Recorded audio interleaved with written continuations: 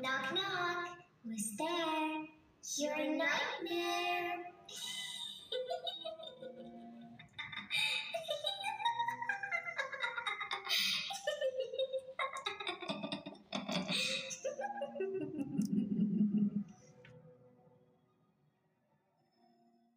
Welcome back, Creepaholics crew, to another chilling episode.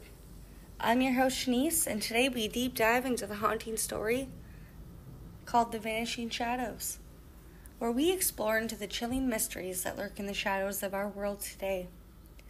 We're exploring a case from June 21st, 1972, the traumatic disappearance of Carlene Tangleson, a case that continues to baffle investigators and haunt the town of Meadowbrook.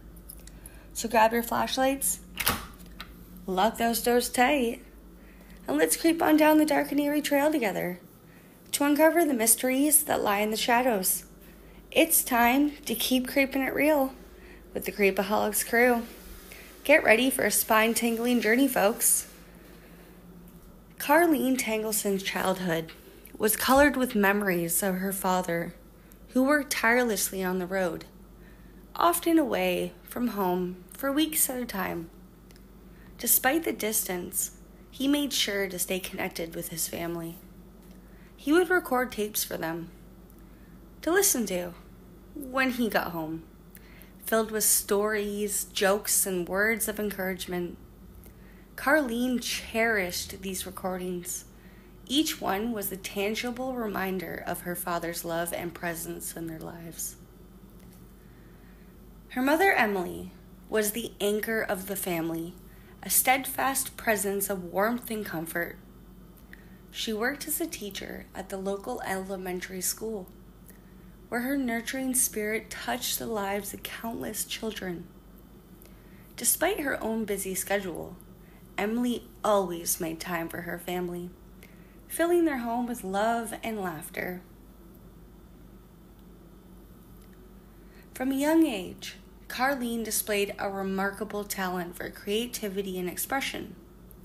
With her sketchbook in hand, she would lose herself in the art of sketching, her nimble fingers bringing to life the graceful curves of horses galloping across the page. Her love for animals extended beyond the pages of her sketchbook. She volunteered at the local animal shelter.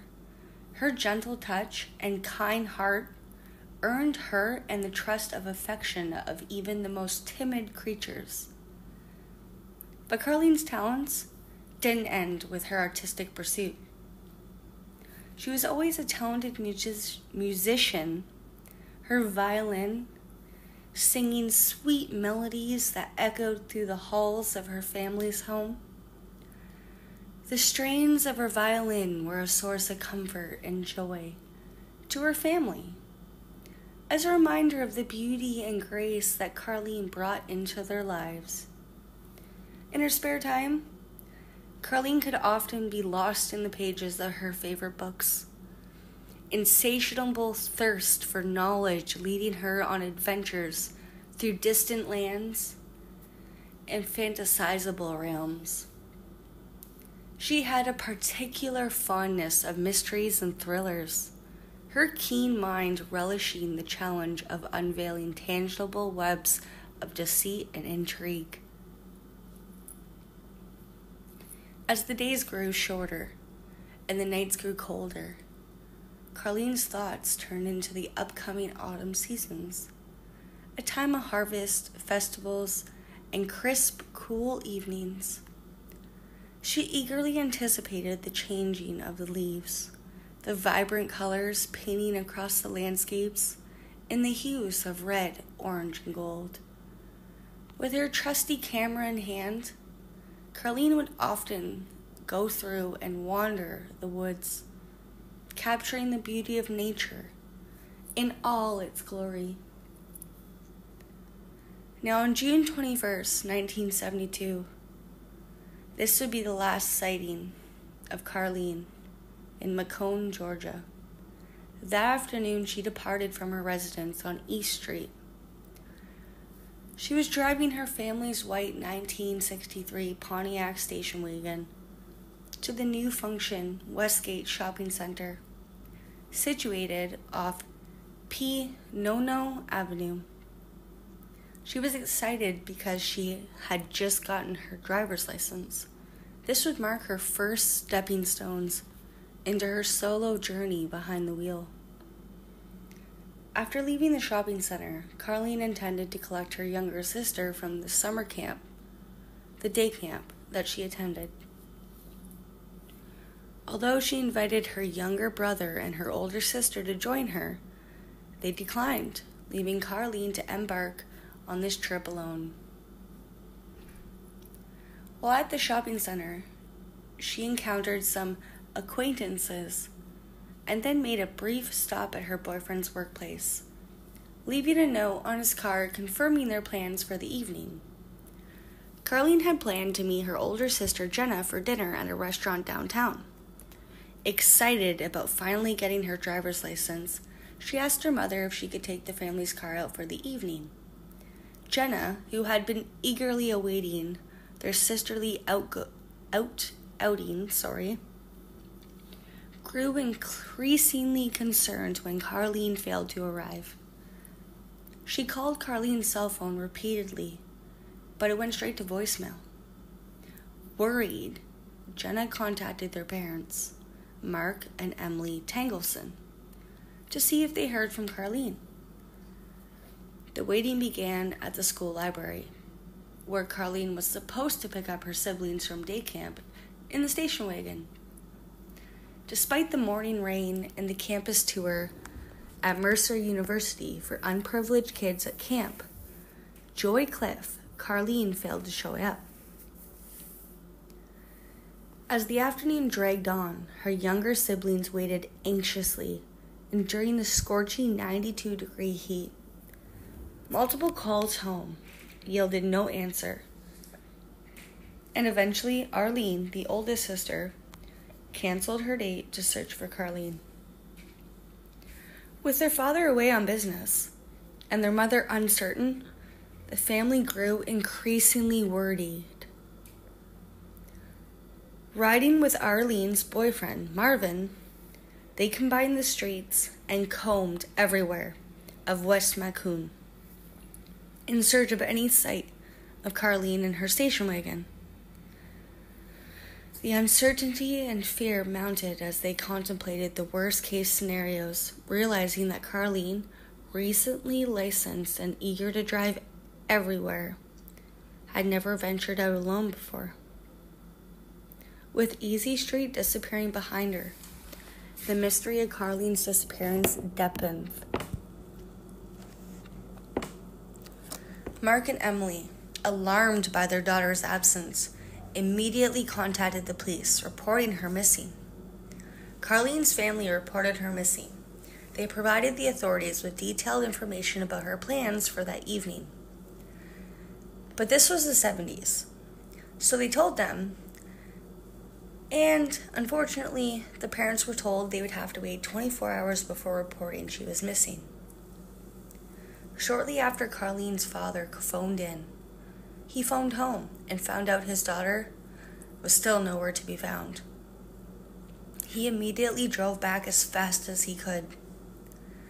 The drive back was not going to be easy for him as he had just hit the coast and the weather was getting mentally horrible. On occasion, he had to pull over due to the sickness of knowing his daughter was missing. With this information in hand, the police launched an intensive investigation. They started searching with the areas Carlene was suspected to be. They first focused on the route she would have taken from her home to the restaurant, scouring the streets and nearby areas for any sight of Carlene or her car. Additionally, they reached out to Carlene's friends, classmates, and anyone who might have had contact with her that evening, hoping to gather any additional information that could aid in their investigation. As night falls over Meadowbrook, the community rallies together in a collective effort to find Carlene. Friends, family, and concerned residents join forces, organizing search parties and combing through the town and surrounding areas Determined to uncover any clues that might lead to Carlene's whereabouts, they canvassed neighborhoods, distributed flyers with Carlene's description, and reached out to local businesses and organizations, urging everybody to keep an eye out for her.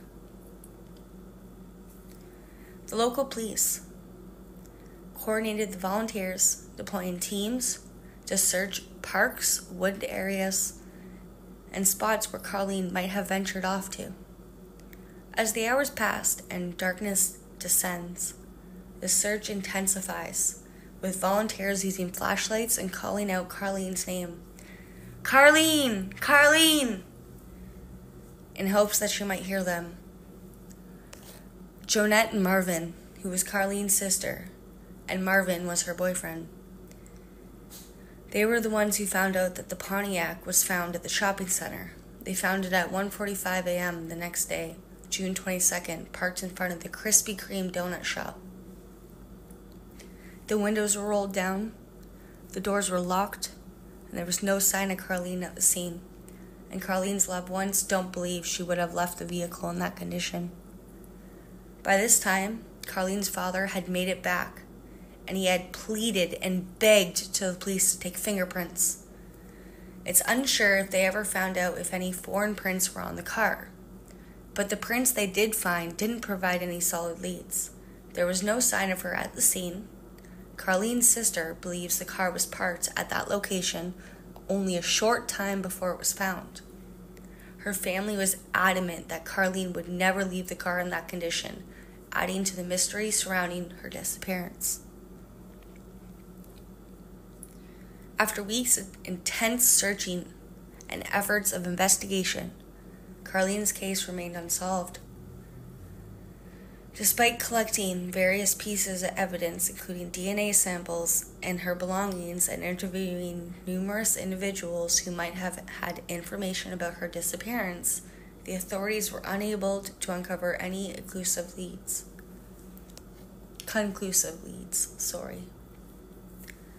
Throughout the investigation, the police interviewed friends, classmates, and acquaintances of Carlene, hoping to gather any information that might shed light on her disappearance. They also exclaimed that surveillance footage from various locations and conducted searches from the areas where Carlene was last seen or known to frequent. There was surveillance footage that was reviewed by investigators, which was gathered from various locations throughout Meadowbrook, focusing on the areas where Carlene was last seen or known to frequent. This included footage from nearby stores such as gas stations, parking lots, and traffic cameras. While some footage captured Carlene's car driving along familiar routes, no footage directly showed her getting out of the vehicle or interacting with anyone in a suspicious manner. Investigators meticulously analyzed the footage, hoping to find any clues that may lead to her whereabouts or shed light on the circumstances surrounding her disappearance. The surveillance footage yielded limited results, leaving investigators with more questions than answers. The lack of concrete leads further complicit with the investigation, prolonging the agonizing wait for Carlene's family and the community. Despite the closure of not knowing what was happening, they also looked into Carlene's cell phone, which became a critical piece of evidence in the investigation. But unfortunately, it provided little to no insight in her whereabouts. Despite efforts to track its location or activity, the phone was never turned on again after her disappearance.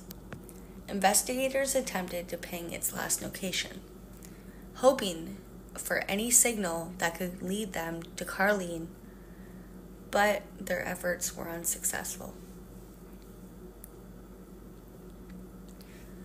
The lack of activity from Carlene's cell phone only deepened the mystery surrounding her disappearance, leaving investigators with few leads to pursue.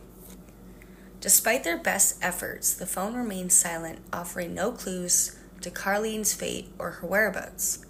Even with immersed searching and all of the efforts, the case remained shrouded in mystery, leaving the Tangleson family and the community grappled with unanswered questions and a profound sense of loss. As time passed, Carlene's disappearance became a haunting reminder of the fragility of life and enduring impact of unresolved tragedy. Carlene's friends and classmates were shocked by her sudden disappearance. They described her as a vibrant and outgoing young woman who had a passion for sketching horses and playing the violin. Carlene well likely and had a wide circle of friends, making her disappearance all more perplexing. Carlene's loved ones cling to hope, their hearts heavy with worry, but buoyed with the outpouring of support from the community. Candlelight vigilants are held, with prayers and well wishes offered for Carlene's safe return. Throughout the night, the town remains on high alert, with residents keeping a vigilant watch and offering assistance in any way they can. The Tangleson family was informed by law enforcement officials in a private meeting that despite their best efforts, no substantial evidence has ever been found to indicate Carlene's whereabouts or what happened to her. This news was devastating for the family, who had clung to hope for Carlene's safe return throughout this whole ordeal. As time passed, the growing sense of unease and the community refuses to give up hope. They remain united in their determination to bring Carlene home safe and sound. Holding on to that belief with their collective efforts, they will unravel the mystery of her disappearance. If you have any information about this case or know anyone who may have seen or heard something related to Carlene's disappearance, please contact the Meadowbrook Police Department. Your tip could be the key of bringing closure to this heartbreaking mystery.